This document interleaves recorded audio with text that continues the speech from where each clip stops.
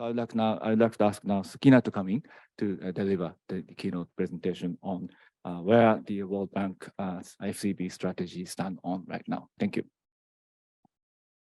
All right, thank you very much, Hoshi, for this introductory remark. I'm delighted to be here today and to talk about what the World Bank is doing on fragility, conflict, and violence, and how do we assess the situation. So really, for us, 2 years ago, actually now 3 years, in 2020, the bank has launched its first fragility, conflict, and violence strategy. Because we realize that fragility and conflict is really now being a threat to achieving our objective of ending extreme poverty. And we wanted really to have a more focus on this. Hope that this works. You can see it? Okay, great.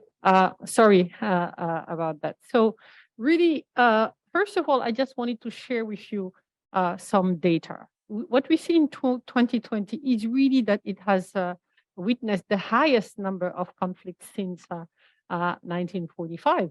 And even the conflict landscape also, in a way, has evolved. If you look at in purple, you see that the interstate confrontation, they have become more important after 2010, especially those that we say that feature third-party intervention.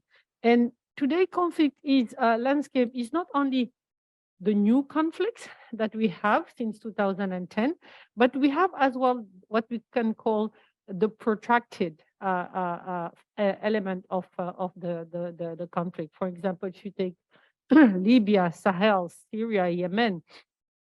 And on the other hand, we are making very little progress on existing conflicts like Afghanistan, the Great Lakes region, Iraq, Somalia, Sudan, among others.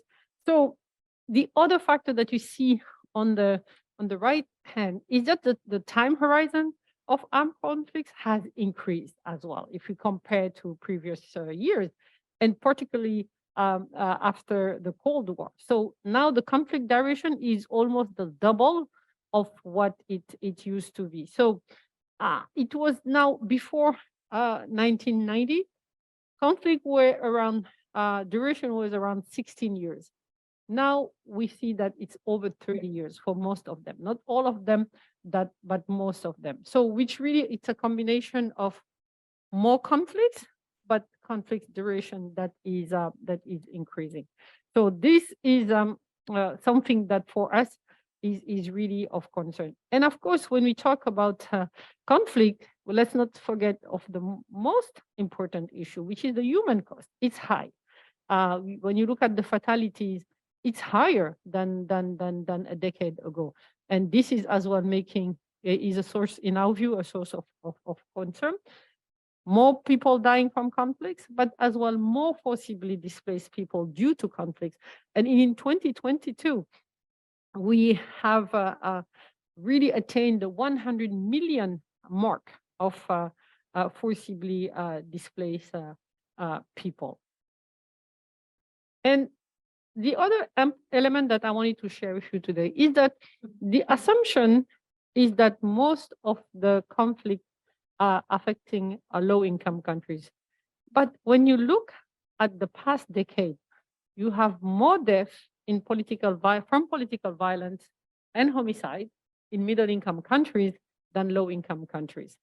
So if you look at the graph on the right, with the exception of Syria, most of the homicide of countries are higher than political violence in middle-income countries. We use the relative number of deaths, 100,000 people. And for the period, if you look at from 2010 and from 2018. So in middle-income countries, what is important to realize is that the conflicts are more subnational, right? Subnational conflict. And in countries where the rest of the country see significant economic growth, but those subnational conflicts become persistent.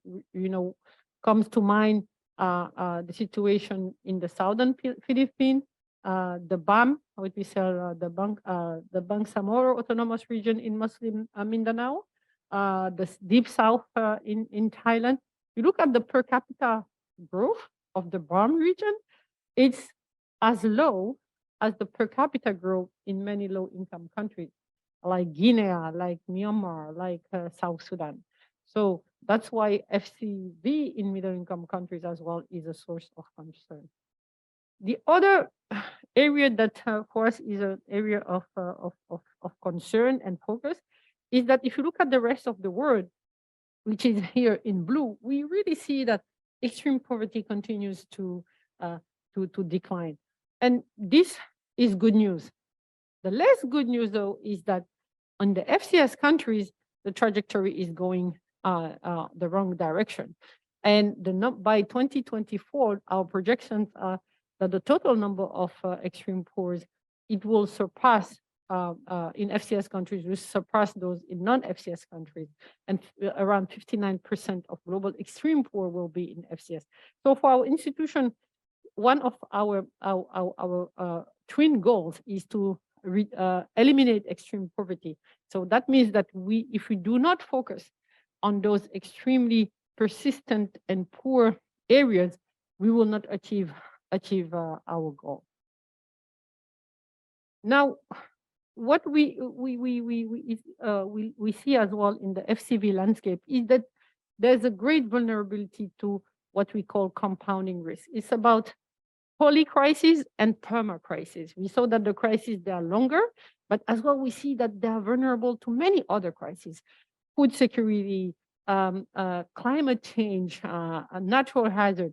So if you look at that list on your right of the 20 countries that are the most vulnerable to climate change, you will see that all those that are highlighted are fragile and conflict state countries. So 13 out of 20. And you see that 9 out of them as well are food insecure. So which means that really for those countries, we need to address the compounding factors, because climate change is an exacerbating factor for these countries. Now, what is against this background? What is the World Bank doing around for this? Quite frankly, our institution has made, in our view, significant progress over the last few decades. So our initial focus as an institution that was created just after the Second World War was really on reconstruction. But now we have evolved from reconstruction to support countries around the full spectrum of FCV, starting in 2002 with the Afghanistan Reconstruction Fund. Then in 2006, we have started to issue our first classification of fragile situation. And the classification of fragile situation is not a judgment that we're making on a country. It's rather using quantitative metrics to assess the institutional capacity and to have a picture of fragility and the number of conflicts, so to further or better inform our engagement. So, and then in 2011, there was a very interesting World Development Report produced by the World Bank, which I really encourage all to read because it's still very, very relevant. It was on conflict, security, and development. And this was really to put on the radar screen of development organization and the development world about the fragility and conflict. And we see that as well, we have a report on 2018 with the UN, a joint report on pathway to peace that has as well very much informed our FCV strategy, which was launched in 2020. And under IDA 19, for the first time, in addition to having the FCV strategy, we have a financing mechanism that is associated. And really, we think that a lot of progress and the way we assess fragility and we engage in fragility has changed. Now, what is our FCV strategy? Maybe some of you would be familiar with it, but just wanted to give you what are the key elements of our FCV strategy? And I would like to tell you that it's an FCV strategy, fragility, conflict, and violence, not an FCS. When we say FCS, is fragility, conflict, states, and we have a list. But FCV strategy is broader. So we have identified some principles. What we're trying to do is really to broaden our focus and go beyond that list of a number of FCS countries, but engage in a broader spectrum of FCV situation around prevention, around remaining engaged, around helping countries transition out of fragility, but as well addressing the spillover effect, like the forcibly displaced people. So against those engagement, we have some financial toolkit. We have some that you see that to mirror those measures of engagement, and we have as well some operationalized measures to really be able to assess if we're making progress on those. So as I said, we have as well some key pillars. Programming is how we engage, how we define our engagement in the country. Our country partnership framework, does it reflect the drivers of fragility? We look as well at our policies. Do we have, and we have developed a more robust, in our view, policy framework, having new policies to engage in difficult situations. We have as well strengthened our partnership, and then our staff as well, equipping them, giving them more training on FCV, but as well having more boots on the ground. So, and the different toolkits, as I said, we can just talk about the analytics. It's very important for us to understand the drivers of fragility through a diagnostic, for instance, that we call risk and resilience assessment. But we have as well a global crisis risk platform, because we have 37 FCS countries in the list for this year.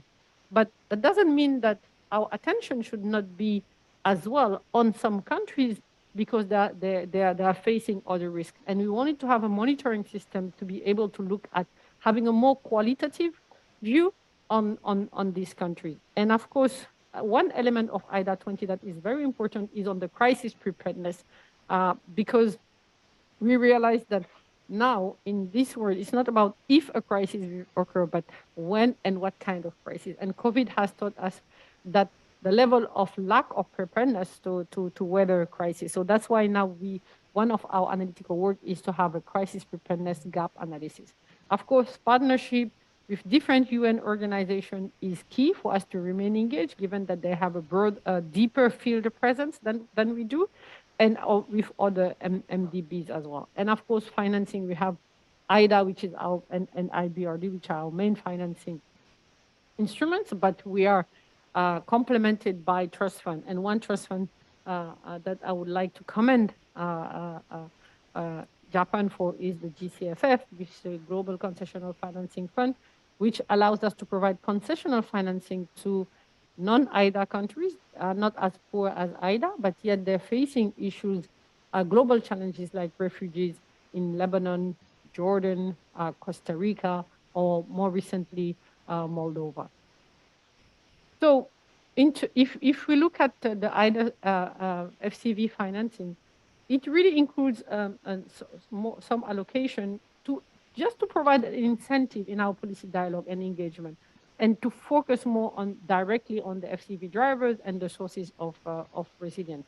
If you look at the prevention and resilience allocation, it has helped to mobilize more than 3 billion in countries like Cameroon, Chad, Democratic Republic of Congo, Mali, Mozambique, and Niger. So remaining engaged as well, it's an additional focus of us to maintain our engagement and support countries transition out of fragility. We have used this in South Sudan and Yemen. And we have what we call the turnaround allocation, which is the one actually remaining engaged is to continue to work in a country despite difficult situations like South Sudan and Yemen. But you have turnaround allocation that is 1.8 billion. This is really where we help countries transition out of fragility. Sorry. And of course, we have our refugee in addition for host community and refugee and host community crisis. So for IDA 18 and 19, we have dedicated 3.4 billion for this. So I'll try to go quickly just to say that, you see the increase in terms of resources. And one question that we get in resources, just to draw your attention, not only for IDA, for the poorest, as well, we have increased by 34% allocation for our less poor, not IBRD, which is more in the middle income countries.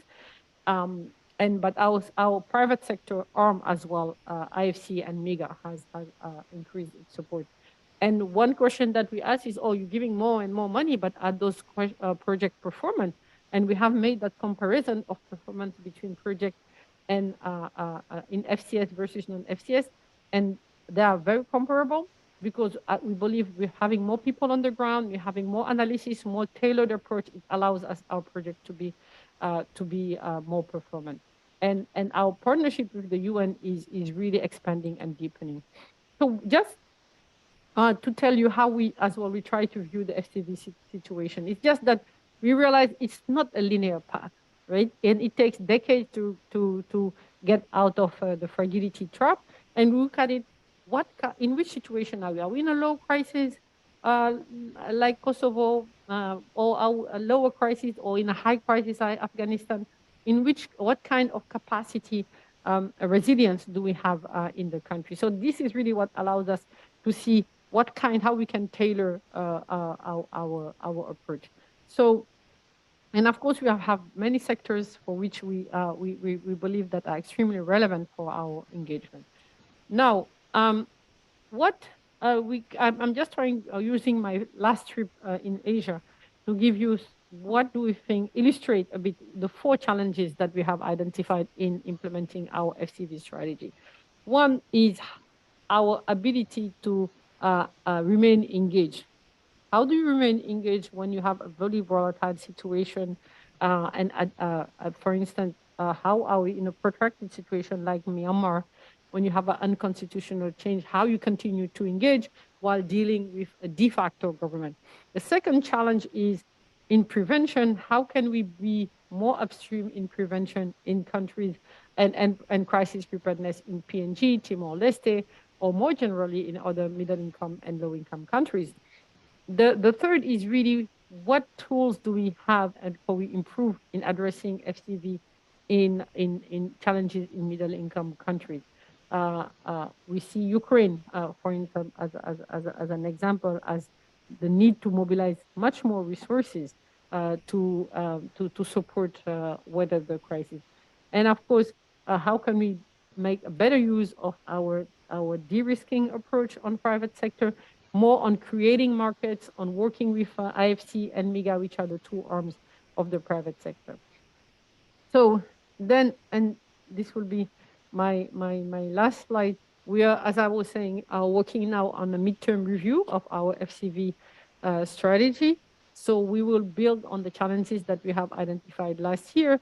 We'll do external and internal consultation and look as to whether in the context of the World Bank that doing now what we call evolution roadmap, where we have been asked by our stakeholders to do more, but for both countries. We have to give more attention to middle-income countries, but that doesn't mean that we need to do less for low-income countries.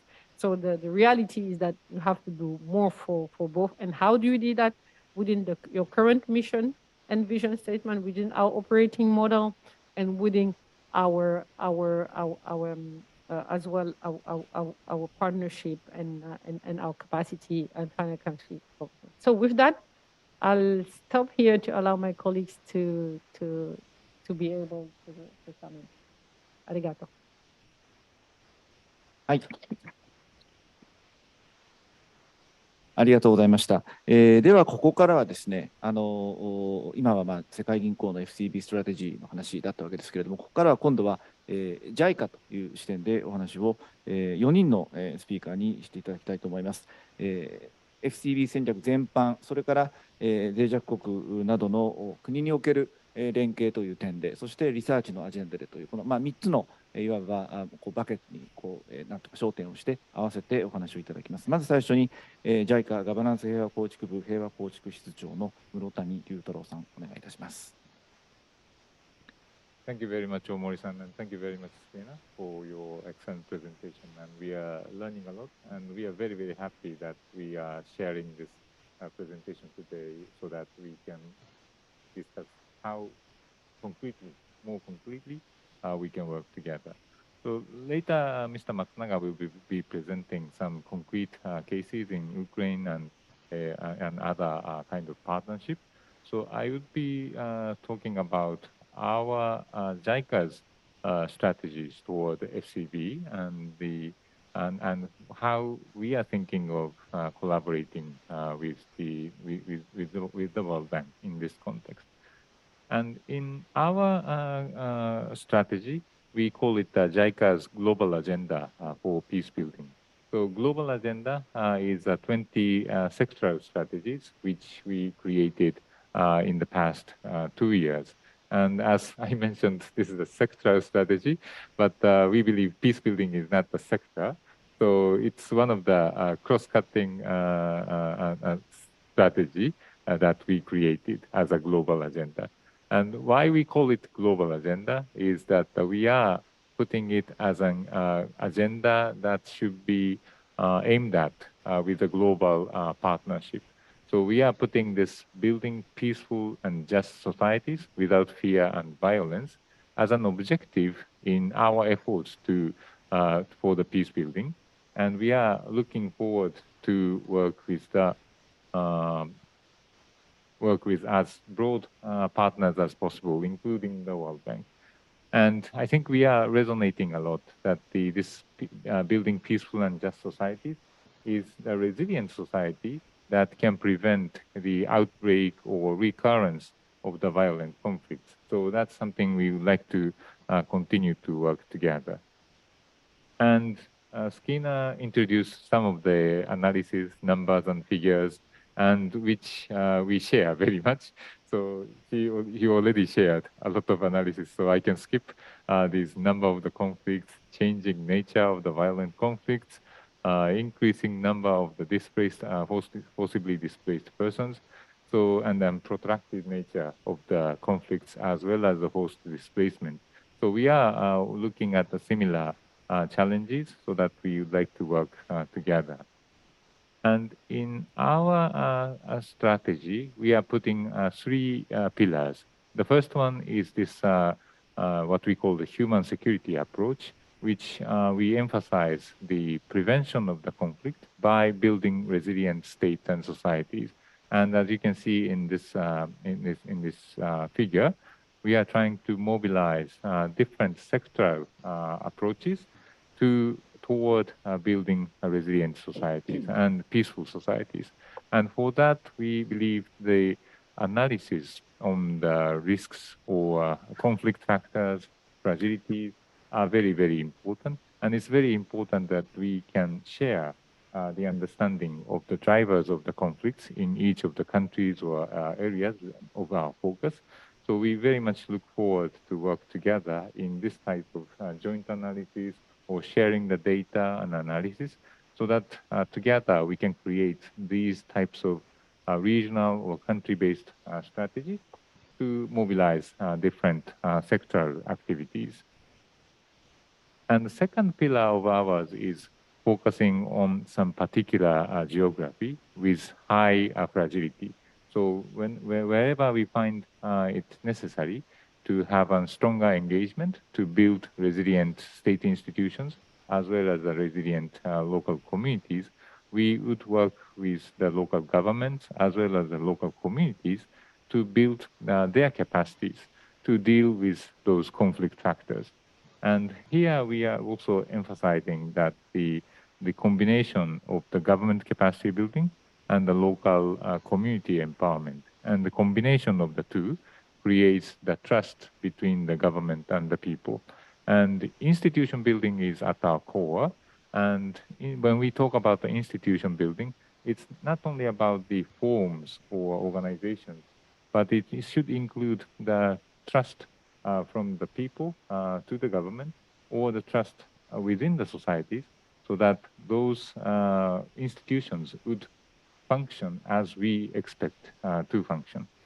And here I also would like to emphasize this is another cross-sectoral, multi-sectoral approach. So I think yesterday we talked about an integrated territorial approach in which we provide different activities, including education, health, infrastructure, rule of law governance, so that we can have resilient state institutions and the societies that can deal with different types of conflict risks. And the third pillar is promoting the humanitarian development peace nexus. As I mentioned, we very much value the partnership, but here we have a special attention to strengthening the partnership with the humanitarian actors, as well as peace actors, including the PKO missions or political and security actors. And particularly with the humanitarian actors, we are looking at this protracted refugee or forced displacement situations as one of the key challenges for us. So we are hoping that with the partnership with the humanitarian agencies, we can provide a new way of working to deal with the challenges for the protracted refugees. So I would just mention one example from Uganda, where the government of Uganda is applying a very generous, what they call the open door policy to the refugees. So they are facing the protracted refugee situations in which the South Sudanese refugees are staying in Uganda for more than 5 years. Almost 1 million South Sudanese refugees living in the northern part of Uganda, where in some districts there are more refugees than the local residents. So this is a very challenging situation, but we are trying to provide support to the Ugandan government. First of all, to expand our focus of capacity development to include the refugees, so that when in our program for the rice cultivation, the farmers, local farmers, as well as refugee farmers are benefiting from this capacity development, so that refugees will not only rely on the humanitarian assistance, but they will be more self-reliant and to improve their livelihood. And the other challenge we are now working on is the integrated development planning. So traditionally, humanitarian agencies are looking at the needs from the refugees, while Ugandan government is looking at the demand from the local communities. And we worked separately, and the development partners were supporting the Ugandan government for these development projects. But as refugees are living there for more than 5 years, we are combining or integrating these demands from refugees and the host communities so that we can deliver the same services to refugees and host communities. And for that, we would need to have a better mechanisms in which local governments can capture the demand or voices from the local residents as well as refugees, so that they will be more equipped with the better plans to deliver development programs.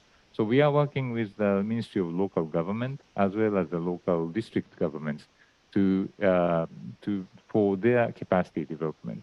And with this capacity development, we are hoping that as the World Bank is providing the support for the local development with your window for host communities and refugees, so these funds, which is supposed to be supporting the local communities which are hosting the refugees, would be more effectively used and implemented so that we can make a better impact on the ground. So I think there will be more ways for working together in the combination of our capacity development support and World Bank's finance for the host communities and refugees. And we would like to see those examples to be happening in other locations too. So I would quickly, I think we can stop here. And in response to some comments from Soukeyna, I think we have to. I would like to share two comments. One is the challenges in the fragility in the mix, and we, as we are working for the peace process in Mindanao for many years. So what we are learning from there is those FCB in the middle income countries tend to be subnational conflicts. And it might be sometimes difficult because the tension between a national government and some local communities are the drivers of conflict. But in the meantime, if we can flip that tension into a better ways of collaboration, I think we can utilize those capacities or assets within the middle income countries to support the development of those subnational conflict-affected areas. In the Philippines, we are trying to create an environment where the Philippine government and the local Mindanao BAM government can work together to deliver better services to the local residents. And I think that kind of leveraging the resources within the mix to address these FCV within that particular country can work in some contexts, in some other contexts too. And the private sector you mentioned is also our concern or the challenge too. So as I mentioned, we would like to mobilize as broad partnership as possible.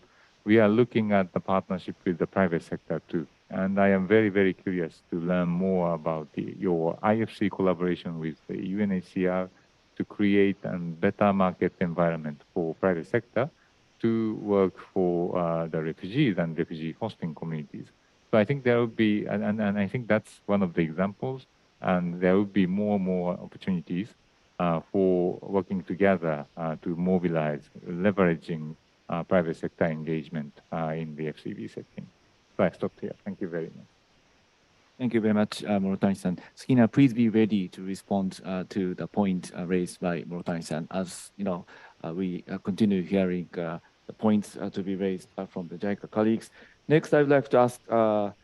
Hideki Matsunaga, who is the Director General for Middle East and Europe of JICA, to share his views. Matsunaga-san, please. Thank you, Omori-san, for introduction, and thank you for having me for this seminar. Much appreciated.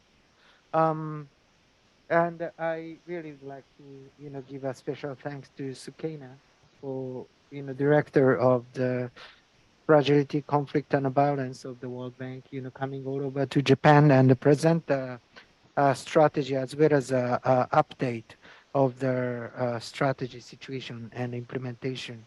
My name is Hideki Matsunaga. I'm Director General of JICA, in charge of Middle East and Europe. And today I would like to talk about the partnership of the World Bank and JICA to tackle challenges of fragility, conflict, and violence. Until the end of September 2020, about 2 years and a few months, I was working for the World Bank for 5 years and as an advisor to the chief economist of Middle East and North Africa department. So therefore, I can see the merit of this JICA World Bank partnership from 2 angles. And I would like to introduce a couple of the actual example. So let me start my presentation with this photo, and I think probably most of you, older generation like me, see this photo with some kind of nostalgic view. This is the first generation of the bullet train, Shinkansen, in Japan. It was commissioned in, I think, October 1st, 1964, right before the Tokyo Olympic game. Not the last one, the first one. And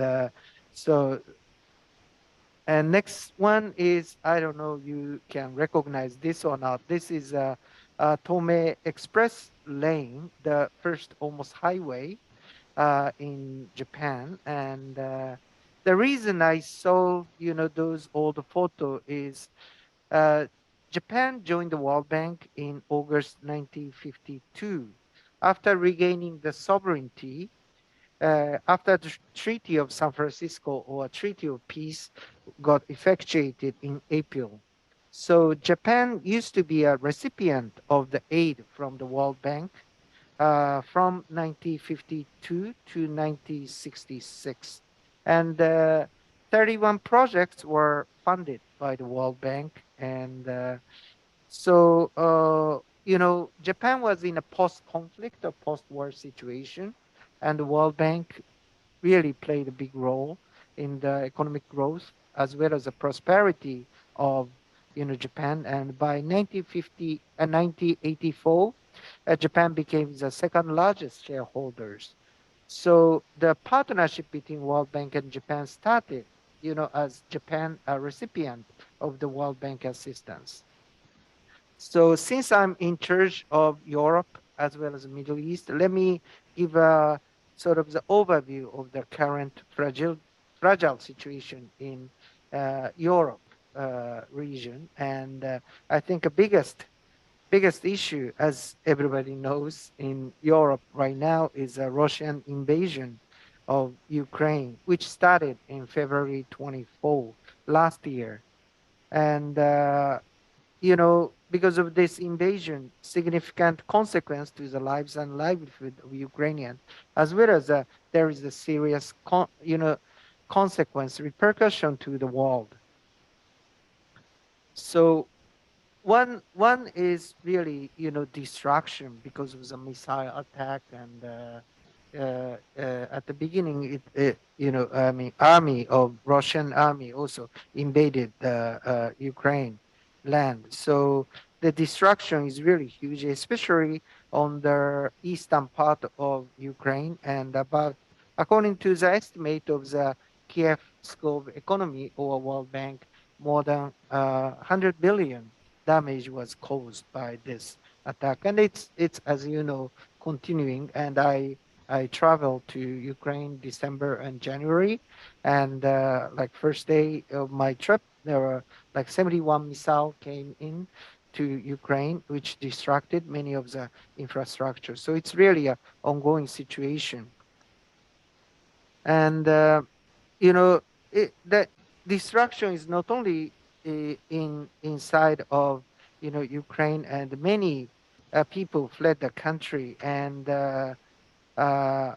became the refugee. More than the number really fluctuate, but more than 7 million refugee came out to Europe. And some remained in Ukraine and lived within the territory of Ukraine, but as displaced as a so-called IDP, and that number is also close to 6 million. That's also serious situation. And in order to respond to this situation, um, we had an online meeting, World Bank and JICA, on the very next day of the invasion on 25th of February last year, and agreed to support the, continuance of the Ukrainian government function through their budget support. Why budget support is needed? Well, they have to spend the money for fighting against Russia. They have to continue to pay the salary of public servant or teachers or public hospitals. So in order to run the country, we agreed to provide budget support to the Ukrainian government. And the JICA provided approximately 600 million US dollars equivalent loan. And the World Bank also provided at the beginning 489, but it has expanded further. So this is really the one example. And since I'm in charge of the Middle East, let me give a Middle East picture as well. And there are several conflicts ongoing, although the magnitude of the conflict is not as serious as a few years ago. But having said that, in Libya, Yemen, and Syria and Iraq, there are some conflict going on, and the Lebanon is also in a very fragile situation. And Those, conflicts started mainly from, so-called Arab Spring, which started 12 years ago, 2011. And many of the Middle East countries used to be ruled by their authoritarian regime. In Egypt, Hosni Mubarak, who started in 1981, or Saddam Hussein in Iraq, 1979, or Saleh in 1990, 1990. So I think they ruined, Saddam was killed before this Arab Spring, but um, many authoritarian regime was really toppled by the force of their youth and women. But however, it didn't really, bring the peace to the region or democracy to the region. And you might recall the emergence of ISIS and terrorist attack, not only in Iraq or Syria, but it spilled over all over the world. And it was not only terrorist, that kind of activities which spill over. Another thing was a refugee again. And Syrian population, half of them got displaced, and the number is really serious. And although people's attention tends to be diverted to what's going in Ukraine or earthquake in Turkey, the suffering of Syrian people still continues.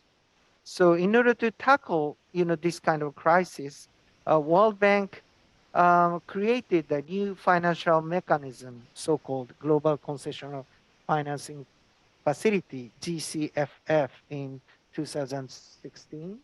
And I was working for the World Bank then, and I was part of the team. And point of this financial scheme is it started from Middle East, and those neighboring countries who host refugees, such as Lebanon or Jordan, the 10 to 20% of population became Syrian refugee.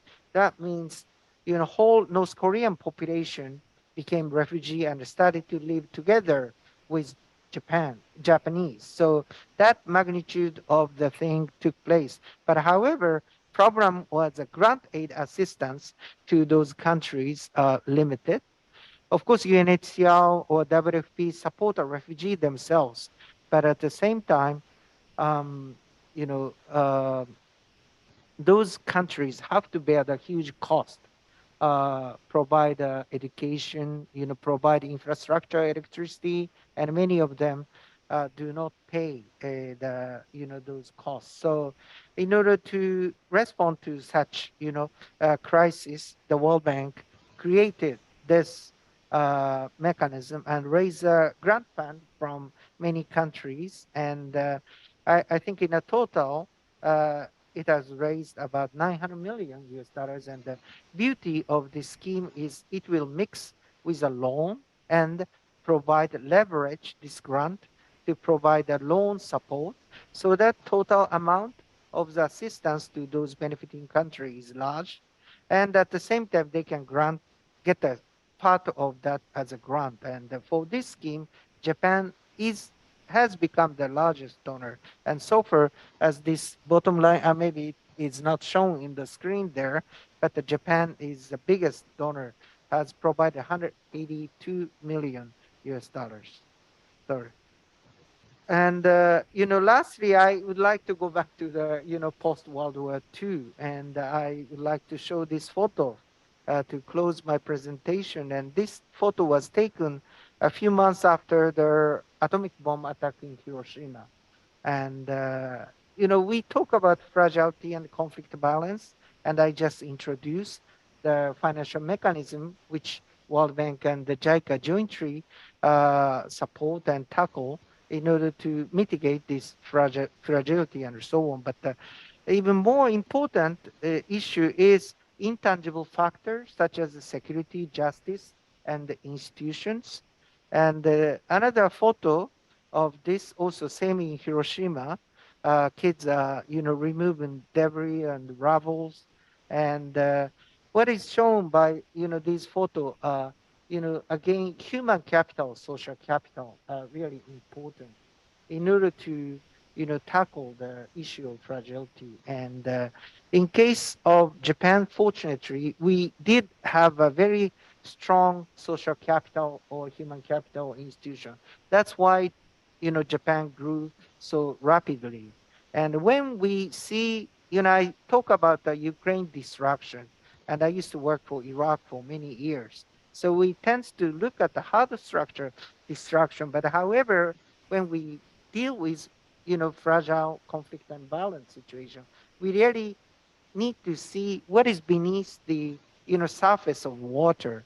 They're very intangible elements, but unless, particular society has strong social capital, human capital institutions, peace will not be achieved. So in that connection, I used to work for Iraq. As I said, I now work for Ukraine, and like Ukraine does have a very strong human capital and social capital. And they have a problem of corruption, but still institutions are strong. So while we are, working to rehabilitate and recover and reconstruct hard structure infrastructure, we have to work with our recipient government in order to reinforce those elements. Anyway, thank you very much.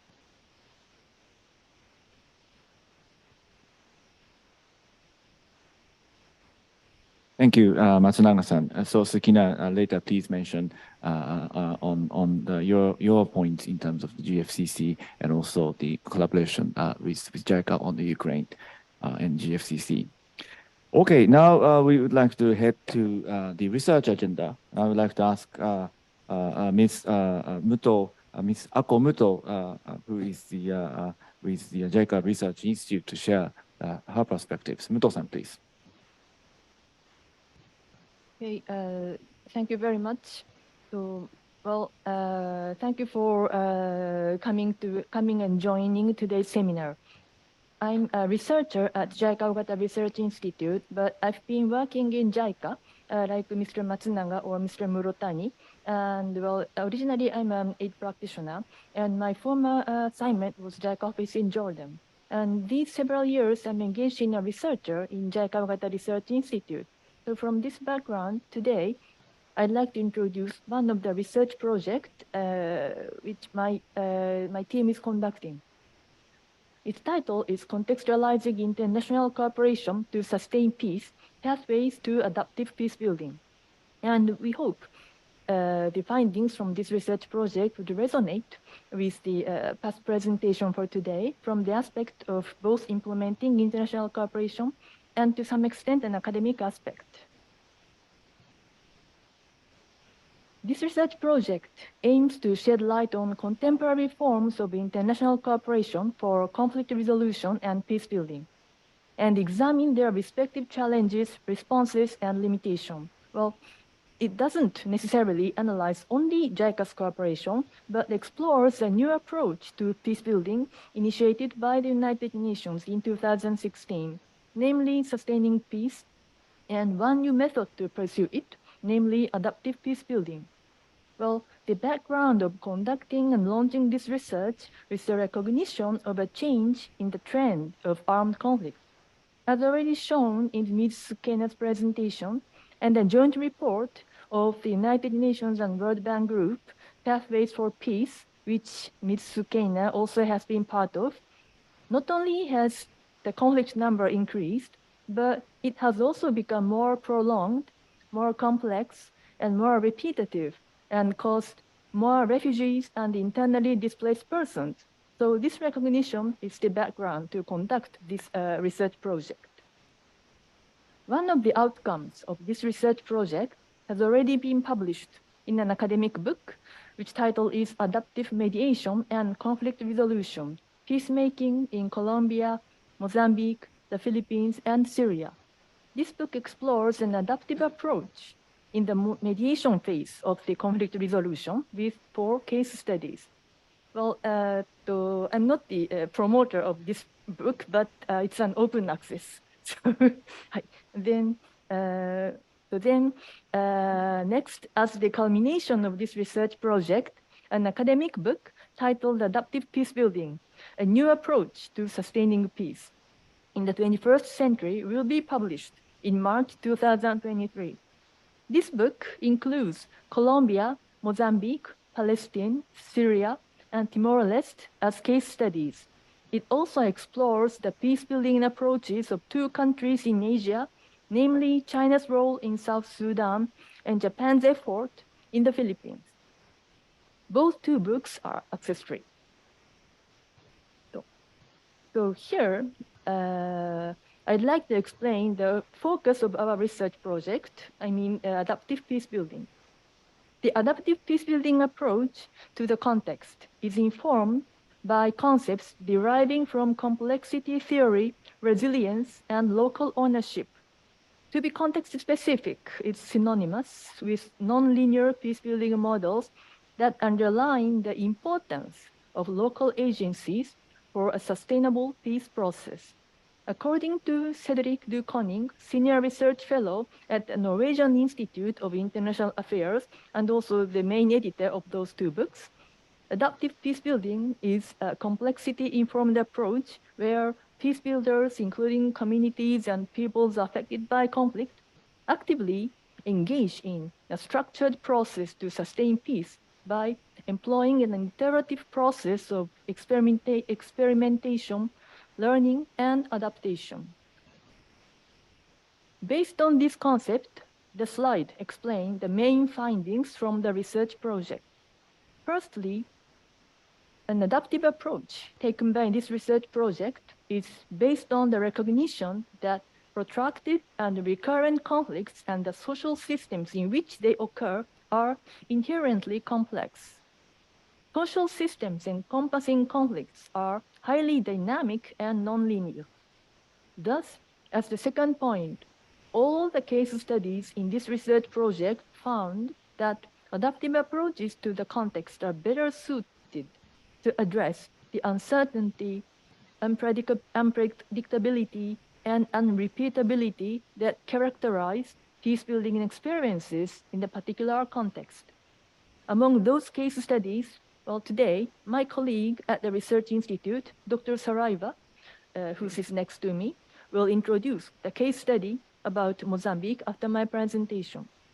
The third point is that the adaptive approach is that for peace to be self-sustaining, resilient social institutions that promote and sustain peace must emerge from within the relevant society's local, cultural, historical, and social context, and reflect the reality of people affected by armed conflict.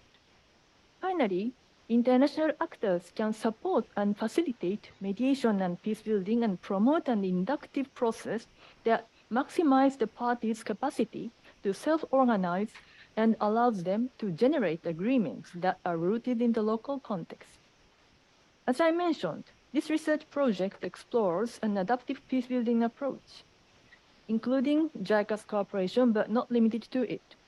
The findings from the case studies would resonate with the fragile and conflict violence strategy of World Bank and JICA's cooperation conducted by our peacebuilding and reconstruction offices and other departments, which are to respect local context and facilitate people's quest for change toward peace. So this is very rough, but the end of my presentation, and Dr. Saraiva will introduce the case study. Okay, thank you very much. So we'll continue inviting Dr. Rui Saraiva from the JICA Ogata Research Institute for your views. Thank you. Yes, good afternoon. I'd like to extend my greetings to my JICA colleagues and also to Ms. Soukeyna Kane. My colleague already introduced two books that we have produced here in the Research Institute. And I've been working in a case study related with Mozambique. And also, I've been also one of the editors of this book. So I'm trying just to briefly make the PowerPoint accessible. I think you can see. So I'll try to share a few words about adaptive mediation and adaptive peace building in Mozambique. And um, very briefly, I'd like to start by highlighting the peace and conflict challenges of this case study, and which I think resonate a lot with the conflict trends that were already discussed here in this panel. And as you may know, that Mozambique only achieved independence from Portugal in 1975, and it suffered also with a long independence war against the Portuguese dictatorship. And after that, it faced a long civil war that lasted 15 years until the first peace agreement was signed in Rome in 1992. And however, after that peace agreement, peace in Mozambique lasted only for 20 years. And in 2012, a small-scale recurrence of the civil war took place, and other peace challenges emerged. So as you might have heard, in the northern province of the country, in Cabo Delgado, an extremist insurgency emerged in 2017, and also a splinter group of Renamo, the so-called Renamo military junta, did not agree with the terms of the new peace agreement signed in 2019. So this, in a very brief manner, shows the complexity of this conflict situation and also the current threats to peace in Mozambique at this very moment. So in one of the chapters of the book that we have produced, a book about adaptive mediation, I have analyzed the recent peace process that occurred from 2013 to 2019. And this peace process had three main mediation phases.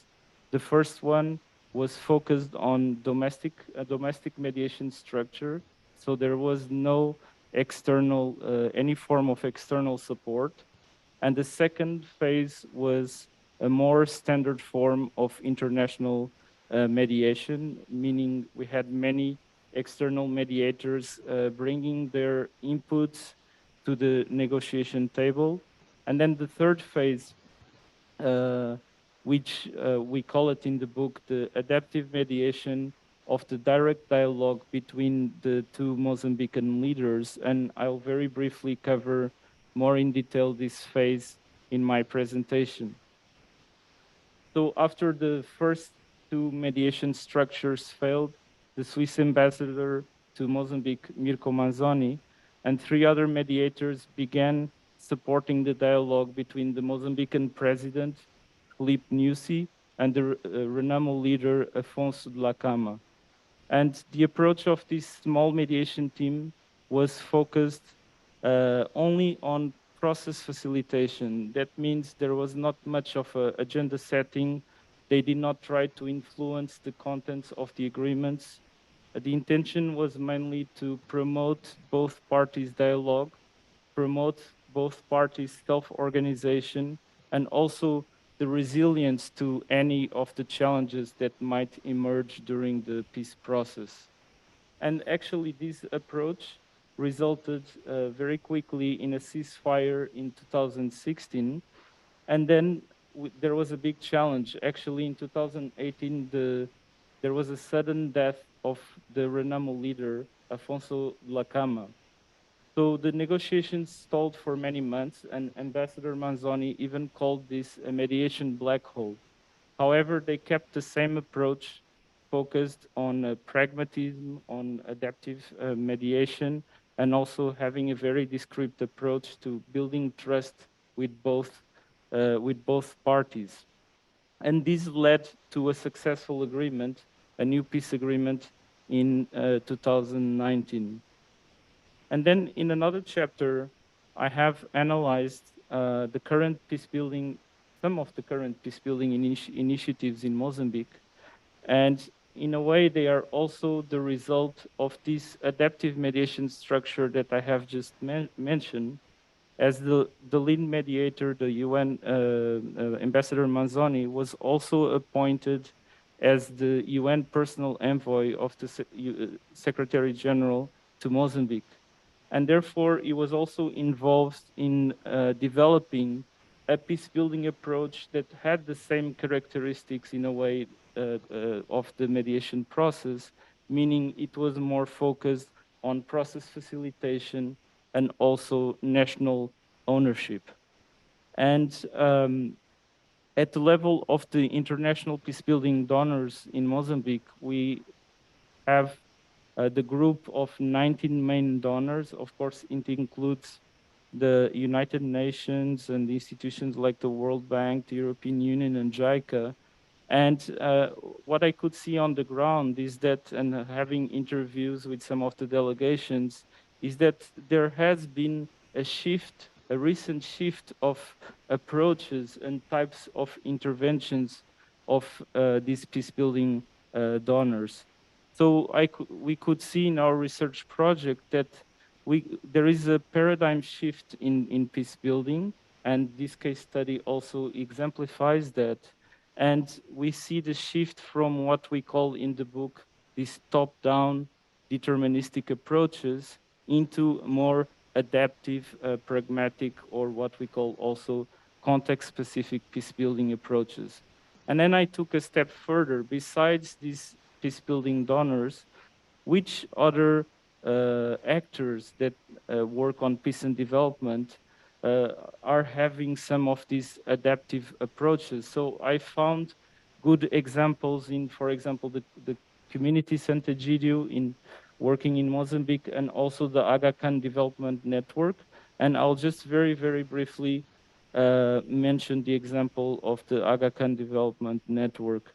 Actually, they focus their peace and development activities in the Cabo Delgado province in the north, where there is this violent extremist insurgency, and they focus on food security, education, health, and humanitarian assistance.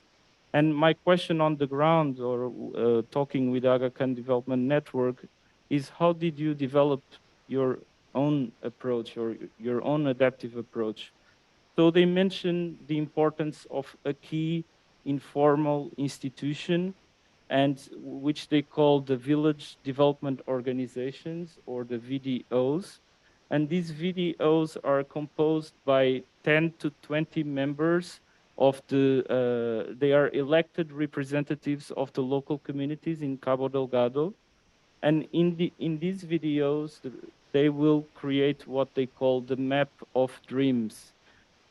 So this enables them to get together people from different political backgrounds, from different ethnic backgrounds, etc. They get together and they try to create this optimal vision for the future of their communities. And then this map of dreams actually will define the type of assistance that the Aga Khan Development Network provides in that region. So I thought that this example is quite unique. And instead of designing programs, for example, in very distant capitals of the world, or even in the capital in Mozambique, they were listening to these local communities through the village development organizations. So what are the key insights that I tried to briefly highlight here, and also through the case of Mozambique and through our research?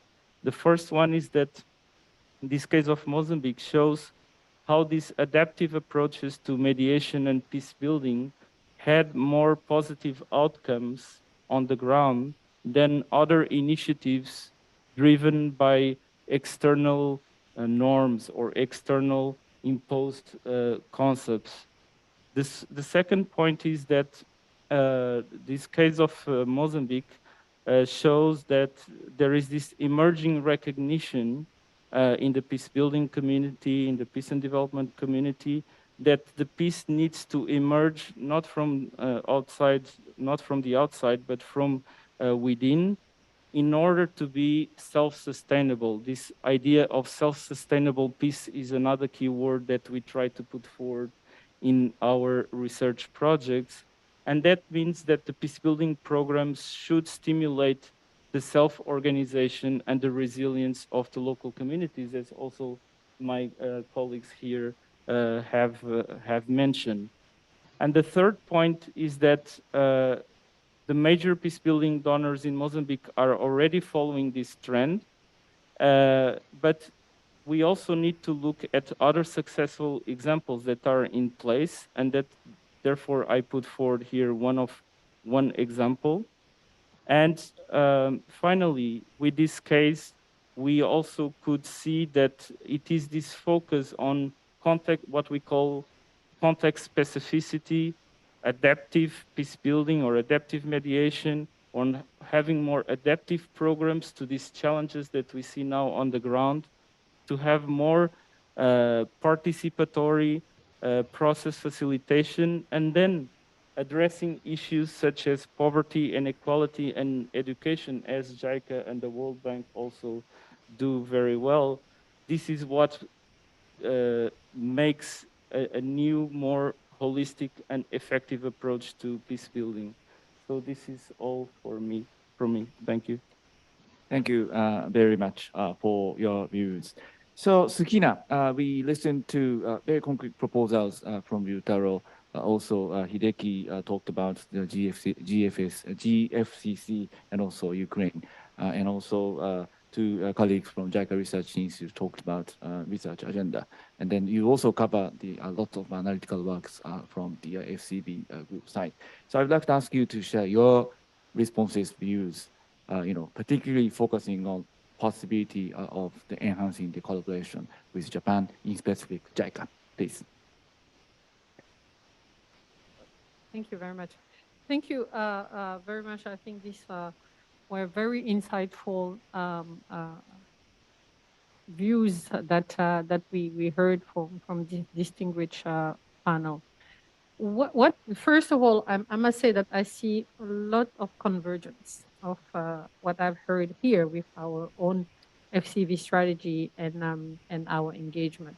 Now, if I want to talk more specifically about the probably middle income country, where I see a very strong cooperation, and I really would like to commend again Japan and JICA for this, is the way, as Hideki said, from this idea working on concessional financing for countries that are dealing with a very tight fiscal space. At the same time, when you have this number of refugees, it's a huge constraint on your public services.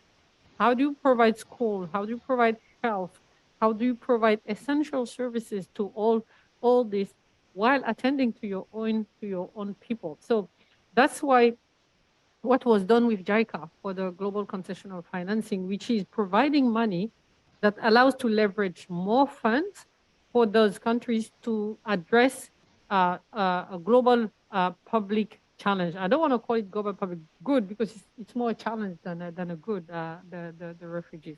So that's on the middle income on global public challenges. The other area where I see strong and positive collaboration is addressing the subnational issues and the lagging regions in middle income countries. We spoke about, I think the great example is what is done in the southern Philippines, in Mindanao, where we see huge complementarity between the work what we're doing on building community resilience, on helping on domestic revenue mobilization, with the work that is done by JICA, including the fact that JICA has boots on the ground. They have experts that are based in the BAM in the BAM area. So I think working hand holding BAM government. So I think these are, and the third point where I see a lot of commonality as well is on the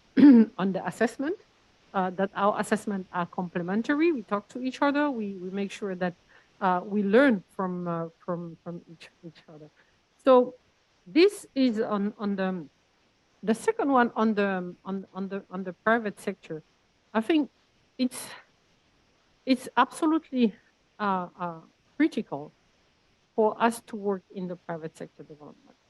While we're addressing the immediate needs, we should not lose sight of the long-term challenges, the long-term objective, changing the economic trajectory of those countries, creating jobs for the people who need, the young people, and a more inclusive society.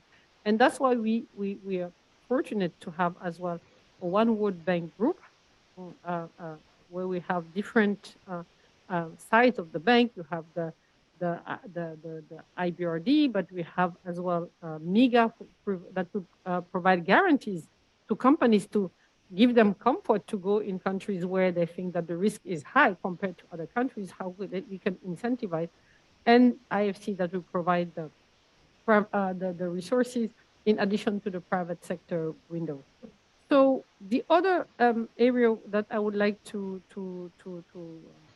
mention is really, I see as well the need for us to continue, but probably to work more with the research institute.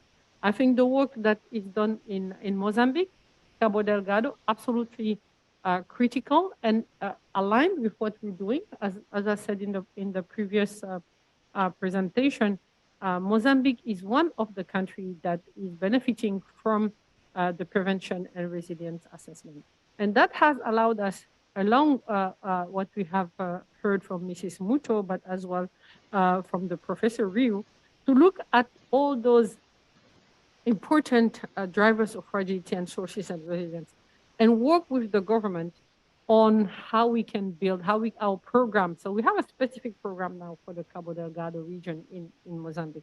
But as was rightly put as well by Hideki, we should not just look at the tip of the iceberg. You know, Hideki put the humanitarian needs, the political instability. We have to look at what is behind this. What are the social factors and the political factors?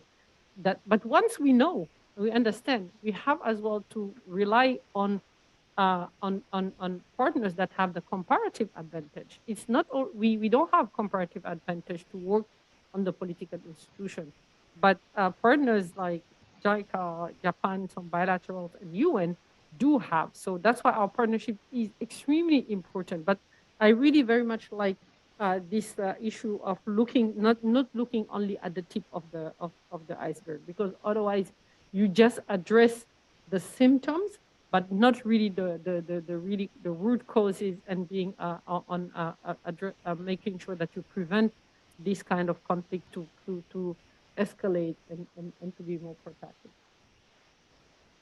Thank you. ありがとうございました。あと10分、あります。で、会場の皆様からコメントやご意見、ご質問があればお受けをしたいと思います。で、それ以外に書き込んでいただいている質問と事前にいただいたものもあるので、まとめて私の方で読み上げて、そしてパネリストからリスポンスをするという形でいきたいと思います。ご質問、コメントのある方、お手を挙げていただければ、これはマイクが参りますと言ってしまっていいんだと思いますが、大丈夫ですね。はい。はい、どうぞ、一番前の方、お願いいたします。手短にご協力お願いします。I have a question to Soukeyna. Thank you very much for your talk, and it was very informative. And I was just curious to know what a theoretical foundation of the FCV program. We just learned that the World Bank has had many programs for conflict issues in past 20 years. And in my understanding, we have now have a new program, FCV program. So why did we need a new program for this? Is this because of the changing nature of the armed conflicts? I'm asking this because the relationship between poverty and conflict is a kind of an old question that academic researchers has been discussing, and we probably do not have any conclusions for that.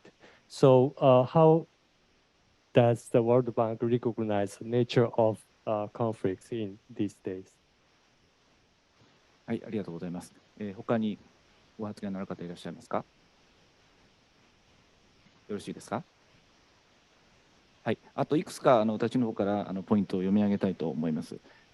まずですね、事前にいただいた質問の中でいくつかあったもので、世界銀行の FCB で活躍する人材の育成方法についてという質問があって、それから世界銀行の FCB 領域でのキャリア形成、どのような経験や専門性を持った人が求められるのかということについてお話をいただきたいというポイントがありました。で、これは世界銀行だけでなくて JICA も同じことだと思うので、JICA あるいは世界銀行でこの FCB 分野での活躍する人材の育成ということで、コメントいただければというふうに思います。それが一つです。それからもう一つ、let me read this in English because we received a question in English. This goes like this. As a former country director in the bank, I have great sympathy for operations in FCB.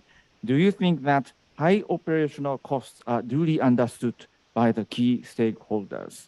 So this was another question that we received in advance. And one more question that I will read from the list of the questions that we received. I would like to hear the vision or perspective on possible collaboration in security sector reform, especially in the police sector reform between JICA and the World Bank. So that was another question that we received in advance. Let me read some questions that we received during the conversations. First one, what is the current strategy of the World Bank in engaging the government in Myanmar to deliver the requirement assistance to vulnerable and conflict-affected groups? So this is the Myanmar question. And then second question that we received related to South Sudan. I believe tackling FCV in South Sudan is key for a sustainable peace. However, South Sudan tackling these issues seems impossible if we don't first tackle with the problem of small arms. What is the strategy of the World Bank and JICA putting together in helping disarming the local communities in South Sudan? So that's the another question that we received. And also a bit provocative question we received in the chat section. How much global trust and credibility enjoy the World Bank? Why JICA mostly prefer soft activities instead of providing tangible assistance to poor nations? So that's the one comment that we received. And then one more point. Thank you for the report. I am interested in adaptive approach. I would like to know about this specific future. There have been bottom-up approaches such as participatory democracy and development in 1990s. The sequencing approach of the Brahimi report in 2000 and the local ownership approach in the peacebuilding in 2010s. But what are some of the features that adaptive approaches add to these approaches? What are the additional features? I would like to know them. So these are the comments that we received from the viewers. So I'd like to turn to the panel. Whoever wants to go first to make a point of response. Okay, Murotani-san, please. Yes, so I take a couple of these questions. First of all, I think on the JICA's soft approach versus tangible financial assistance to poor nations, I think, and there is a similar question on the combination of JICA, local government, local community engagement with the World Bank, more policy national engagement. And I think we are not necessarily preferring to soft approach, but I think it's important that we value the capacity development and the long-term development efforts very much. So that's the point. I think we are not providing a humanitarian financial assistance, but if we deem it necessary, we are investing in human capital, social capital, or the infrastructure. But I think it depends on how we work on the soft capacity development and the hardware infrastructure development. And I think in the case of Uganda or in many fragile conflict-affected settings, I think we are one of the few development partners working directly with local governments and local communities, and that complement with the bank's efforts to create a national framework with the fiscal and the budget, a strong fiscal and budget management capacity. And we also work with the national governments too. So I think we are collaborating and complementing to each other so that this national framework functions at the national level and it will deliver services and impact on the ground. And on one last comment is on the small arms in South Sudan. We are not necessarily directly working on the disarmament or small arms, but rather we are working it on a developmental side.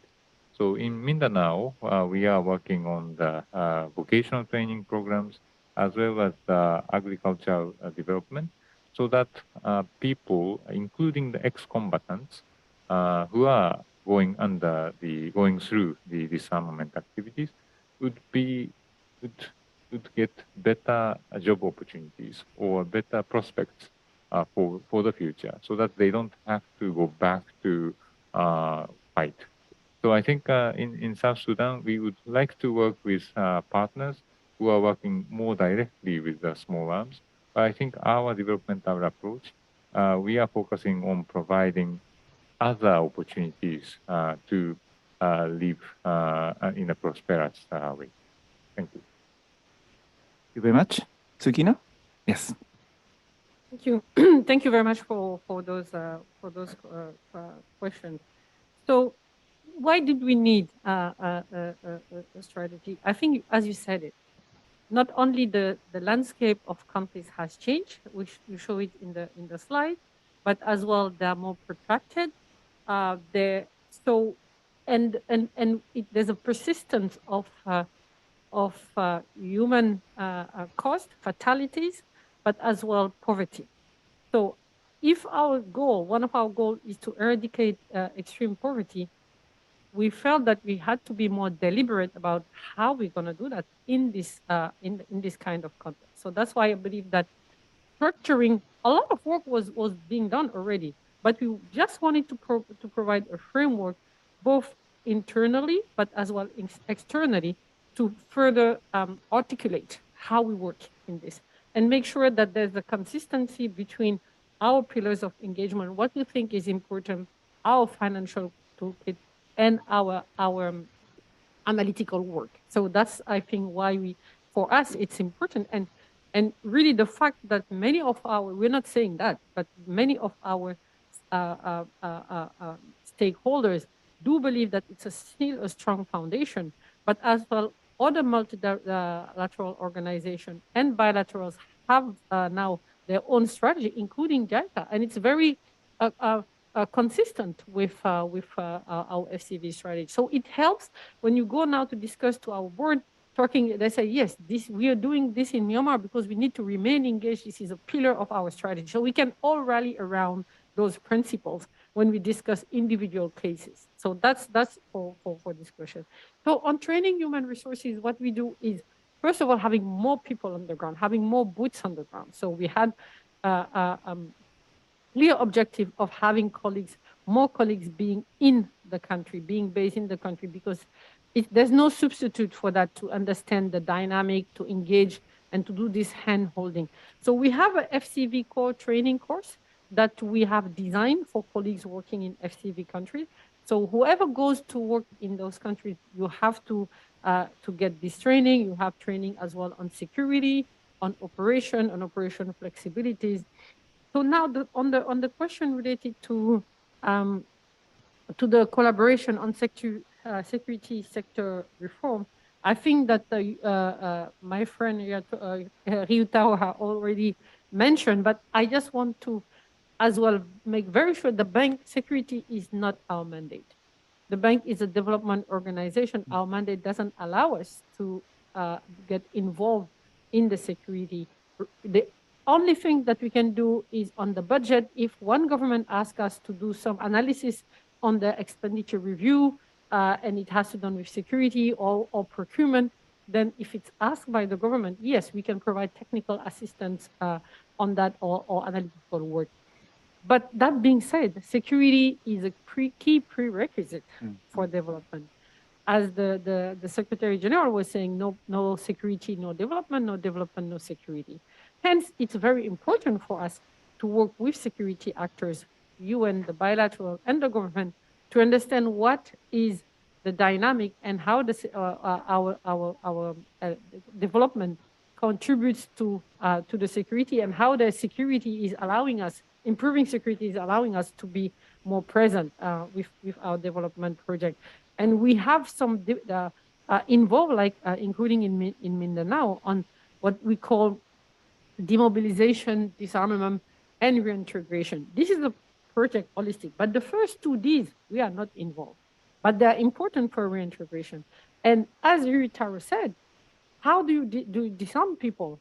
You need to give them incentives to have a better future.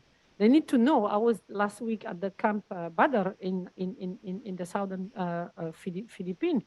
It's the community development, the resilience, the income generating activities that provide an incentive for soldiers to put their arms and have a better future for them and for their communities.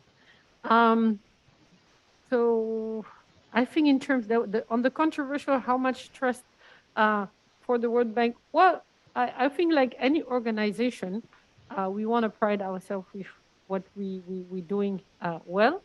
I believe that we still have the confidence of our key stakeholders, Japan being the number two. We're doing our best to continue to deserve the trust that they have put into our institution. And we have, I believe, as well, a governance structure with our governors, EDs, independent evaluation, the structure of our management team, in my view, that allows us to provide this trust. Now, we'll never say that our organization, like other organizations, is perfect, but we're learning. If we have any things that didn't work, we learn from that. We learn from that, and we strive to be a better organization and better serving our clients and the poorest people who need it badly. Over. Thank you. Okay, Matsunaga-san, Rui-san, Ako-san, any points to add? Yeah, thank you very much. Let me touch upon very quickly about the security issues. And I think that's really an important aspect. And, during late 90s and early 2000, there is a discussion about the humanitarian development nexus, which was led by late Mrs. Ogata, a high commissioner of UNHCR then. And she was looking at, from humanitarian support, which is provided by UNHCR or WFP, and when it moves to development, there is some certain gap. So how to fill the gap, that was really the issue. And I think a scheme like GCFF, which I introduced, is kind of the instrument which really solved that gap issues. However, I think the development world has not really solved the issue of security development nexus. As Soukeyna said, we consider security is not our arena, but when we look at, what happened in Afghanistan or Iraq, really, it's closely related, as Soukeyna mentioned. So how are we gonna tackle this? This is really big issue, and in that connection, what was addressed in the fragility, strategy, FCV strategy, and what Ryutaro mentioned is really the important thing, which is the private sector. And unless there is really a private sector which really provide job opportunities, people tends to join the militia or mafia or whatever. So that's really one of the key issues. So. But again, we have not really solved this security and development nexus issue yet. Thank you. Thank you. Quickly, Muto-san. Thank you very much for the question. Maybe I can touch on the question about the adaptive approach. Well, yes, as I mentioned in my presentation, maybe the adaptive approach could focus on the role of the international cooperation to be the facilitator of the process of, in our project, maybe mediation or peace building or other approach toward the recovery and the development assistance. So as I mentioned in my presentation, the key for the peace, sustainable peace, should be emerged from within the local context, I mean the local people's quest. And international cooperation is expected to facilitate or to mobilize such a quest of the people towards change. So I understand this point is newly added to the adaptive approach. And we understand that the current approach of the FCV of World Bank and also JICA's approach is very much in aligning with this approach. Thank you very much. Yes, please. Okay, just touching this question as well, because the question is a bit academic, and also obviously in our books we considered also the value of the bottom-up approaches and hybrid peace building. However, just connecting a bit with this panel, we felt, of course, our open access books, Professor Cedric de Koning, he wrote a whole chapter about what is adaptive peace building, what is adaptive mediation, so you can check there. But connecting with this panel, we talked a lot here about the compounded risks. So today we have conflict situations that involve not only intrastate conflicts or interstate conflicts, but also violent extremism, the impact of climate change, infectious diseases like cholera or even the COVID-19 pandemic, and other challenges like natural disasters, floods, earthquakes. So we needed to address this new situation with a new approach to peace building, and we tried to give a contribution with our research project. That's all. Thank you very much. Soukeyna, your final comment at the end of your long Yes, mission. sorry for coming back. It's just that I realized that we didn't respond to the question on the former country director on the high operational cost. It's extremely important as a former country director myself. It's something as well that we have to face. But what the bank has been doing, the World Bank has been doing, is really to have more operational flexibilities to reduce the transaction cost. But another source of financing is having some trust fund like the state and peace building fund that allows us as well to complement our bank budget that is limited for sure to operate in this difficult environment and compensate for this high operation. Thank you.